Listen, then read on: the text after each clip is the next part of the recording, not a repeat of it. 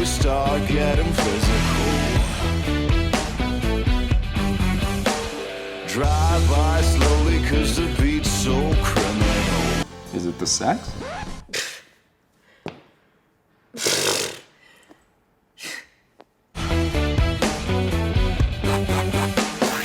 Eu am văzut fix 1001 de filme cu titluri diferite, distincte. Văzând filme din peste 80 de țări, am înțeles că fiecare, sau mă rog, majoritatea dintre ele, vine din contextul de unde se trag, de unde vin realizatorii lor. Pentru că automat o poveste, ca să funcționeze așa cum mă gândesc ei, trebuie să vină din contextul de unde este creată. Și atunci, dând-o așa o raită în jurul lumii, am realizat că poveștile care vin din Europa de centrală către vest încolo sunt cu totul altceva față de ce vine de la Europa de est încolo. Drept urmare, mi-a fost foarte greu să aleg filme care veneau inclusiv din Africa, Europa de Est, Asia, pentru că pe de o parte nu erau aplicabile temelor și pe de altă parte abordau subiecte care erau arzătoare pentru ei, adică război, copii orfani, mai mult pe feminism, într-adevăr, pe drepturile fetelor și femeilor de a învăța, de a funcționa în societate și așa mai departe. Și atunci, pentru mine a contat foarte mult contextul din care veneau, pentru că am înțeles foarte mult din asta. Și apoi a contat cum au tratat ei povestea respectivă. Am avut un singur film înscris din China, pe care l-am luat și l-am selectat ca fiind parte din competiție. Este un film despre un viol văzut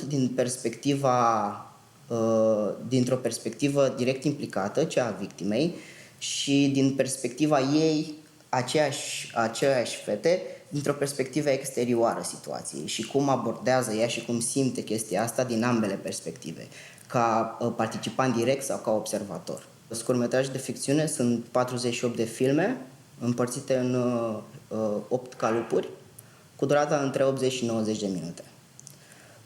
Ce e off competition, noi primind tot mai multe filme, automat a apărut dorința de a arăta cât mai multe dintre ele. Și atunci ne-am gândit că foarte multe dintre ele se pretează unui eveniment conex festivalului, prin care noi să arătăm filme off competition, dar care totuși să ajungă la publicul pe care îl dorim. Și atunci am făcut o selecție de 100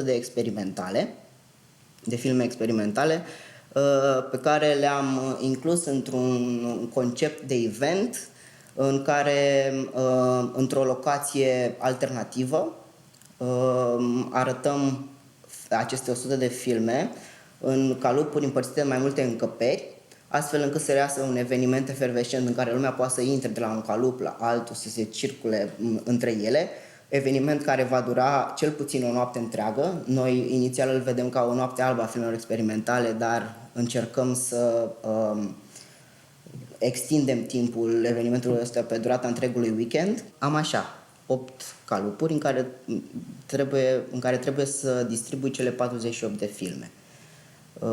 Și pentru că toate se adresează unui public larg, pentru că ăsta a fost unul din criteriile de selecție, ca oricine intră în cinema și stă să vadă un film, să poată relaționa cu el, să nu zică, vai, ce e ăsta, ce caut aici.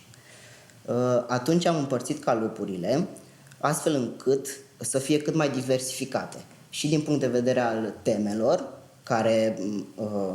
și din punct de vedere al temelor, și din punct de vedere al subiectelor, și din punct de vedere al genurilor. În aceeași măsură, filmul de început și de final de calup să fie cât mai puternic, astfel încât spectatorul să înceapă și să termine experiența cinematografică cu o impresie puternică.